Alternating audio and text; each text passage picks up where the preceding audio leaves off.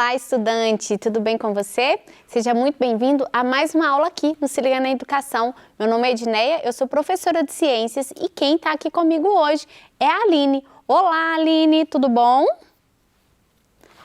Pessoal, nós falamos sobre os reinos nas últimas aulas, né? Se você perdeu essa aula, uma aula super interessante que nós fizemos uma visita no Jardim Zoológico de Belo Horizonte, vá lá no site do Se Liga na Educação e acesse as nossas aulas anteriores para você assistir.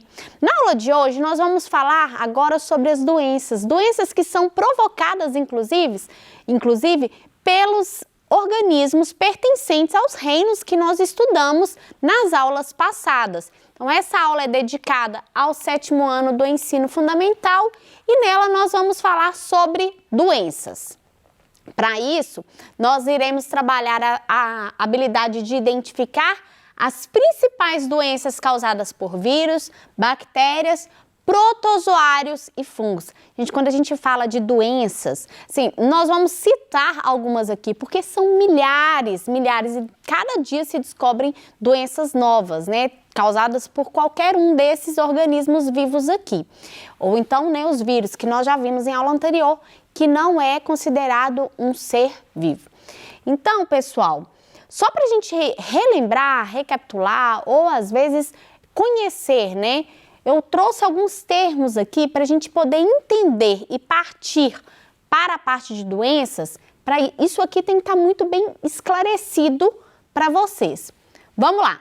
Primeiro deles, né? Agente etiológico ou um agente patogênico. O que isso significa?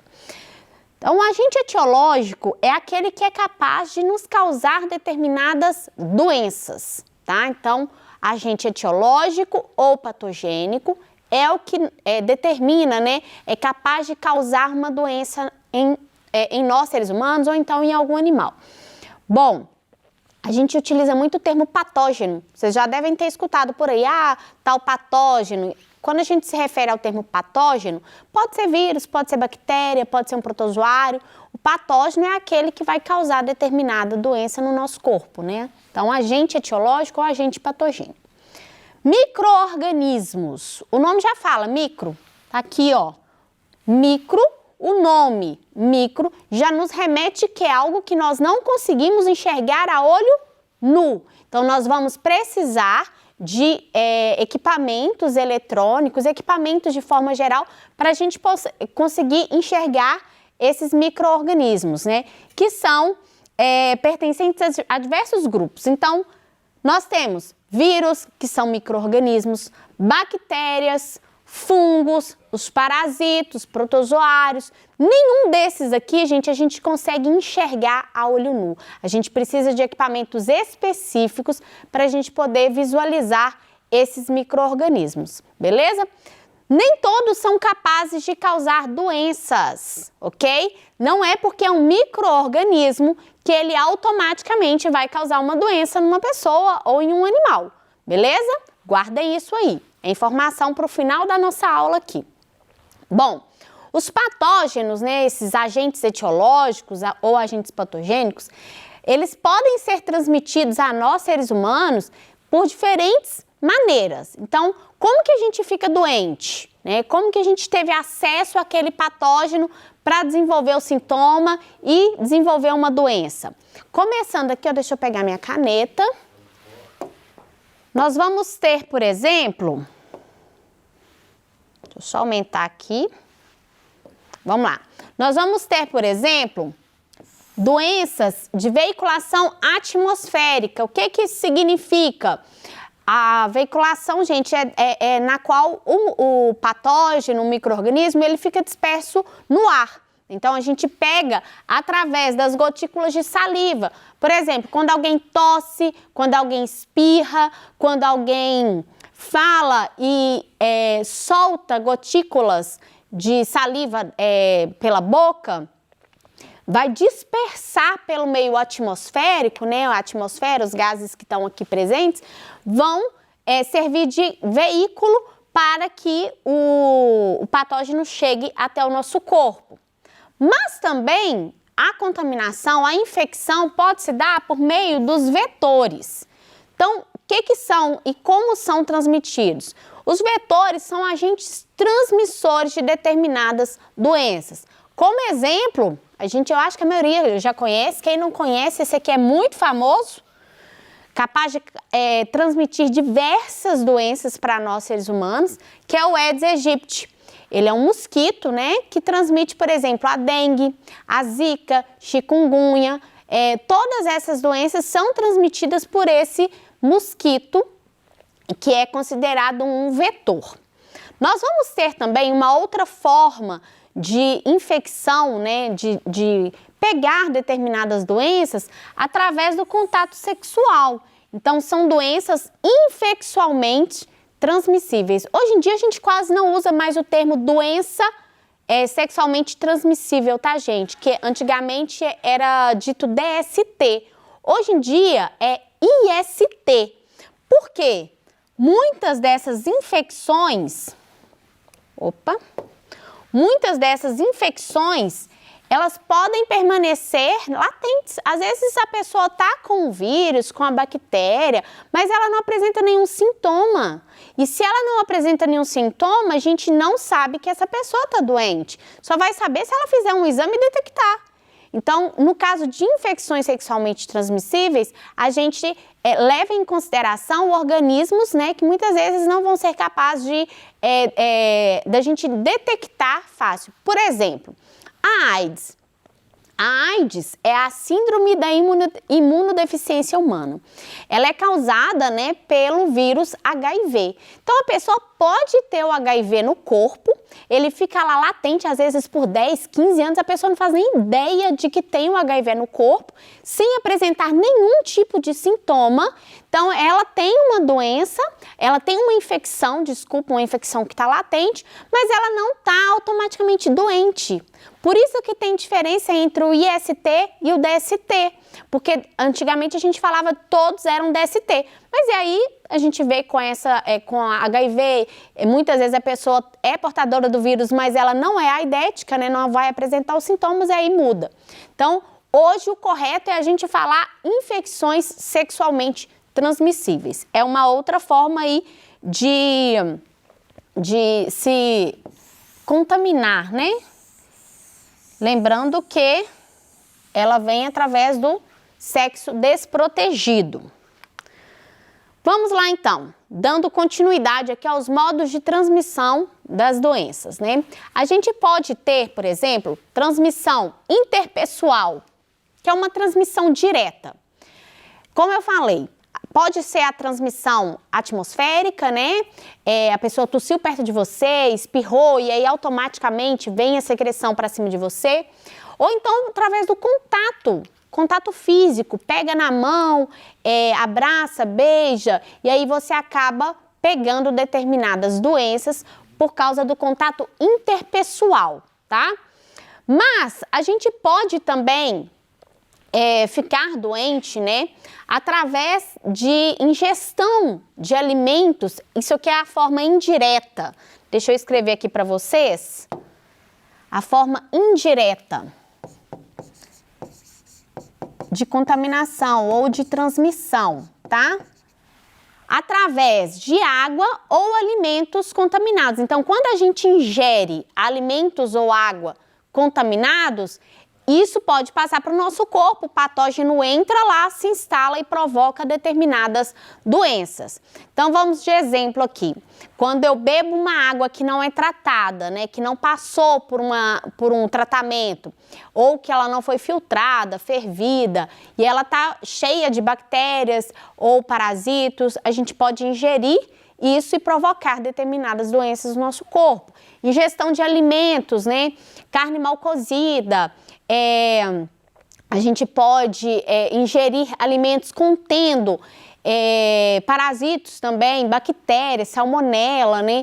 É bem comum a gente ver infecções por salmonela, que é um tipo de bactéria, que foi geralmente transmitido para o ser humano através da ingestão desses alimentos ou água contaminados, né? Então tá aqui, ó, essas formas aqui, frutas, saladas, ingestão de água ou alimentos mal preparados são de forma geral, de transmissão indireta, beleza?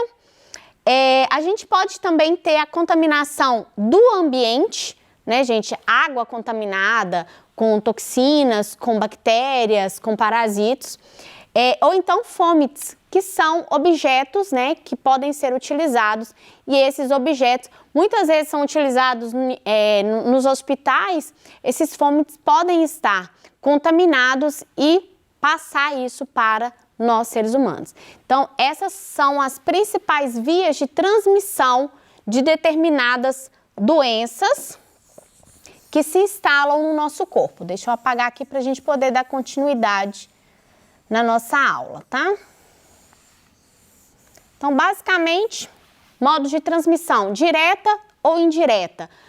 Exclui a indireta, que é objetos, água, alimentos contaminados, o resto é de forma direta. Bom, então vamos lá. Como que se dá a contaminação por veiculação atmosférica ou hídrica? Então, como que ela acontece? De forma direta, como eu falei, né? Pelo contato com o portador. A pessoa pode tossir, espirrar, que aí a transmissão é via atmosférica. Ou então, pode acontecer também de forma indireta, guardando uma estreita relação entre o consumo de água ou alimentos contaminados, que é, no caso, a hídrica, né? Às vezes a água está contaminada e você lava o alimento, só que se a água estiver contaminada, ela vai contaminar aquele alimento, você ingere e fica doente, beleza?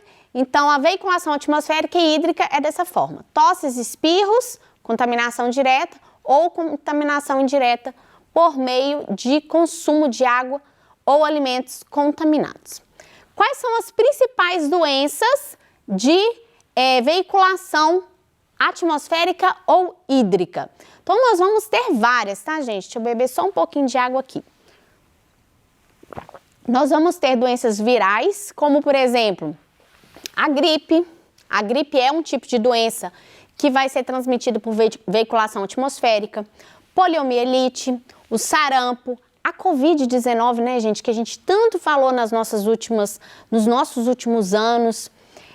Algumas doenças bacterianas são exemplos aí: a tuberculose, a coqueluche, hanseníase, são doenças que são transmitidas por vias atmosféricas ou hídricas.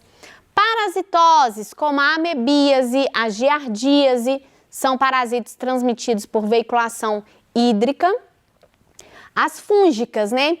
Na verdade, essas doenças fúngicas, elas não vão provocar uma doença propriamente dita, elas vão provocar geralmente manifestações alérgicas. Então, às vezes a gente tem contato com fungo por meio de vias atmosféricas, e aí a gente acaba manifestando sintomas alérgicos mesmo, principalmente na via do trato respiratório superior. Nós vamos ter intoxicações alimentares, né? Alguns fungos podem produzir toxinas que, quando a gente se alimenta e esses alimentos estão com fungos espalhados, por isso é importante não só tirar o fungo ali, aquele mofinho que está por cima. Na verdade, o que está por cima você só está visualizando, mas por dentro ele já enraizou.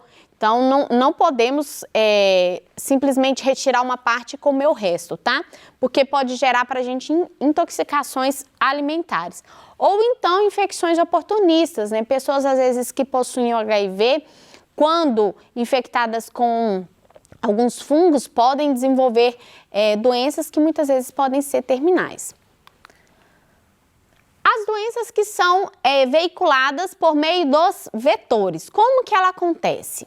Então, envolve a participação principalmente de artrópodes. Opa, deixa eu pegar minha caneta. Artrópodes, em específico, né, os insetos. Então, mosquitos são grandes vetores de diversas doenças que carregam e espalham aí pra gente várias doenças.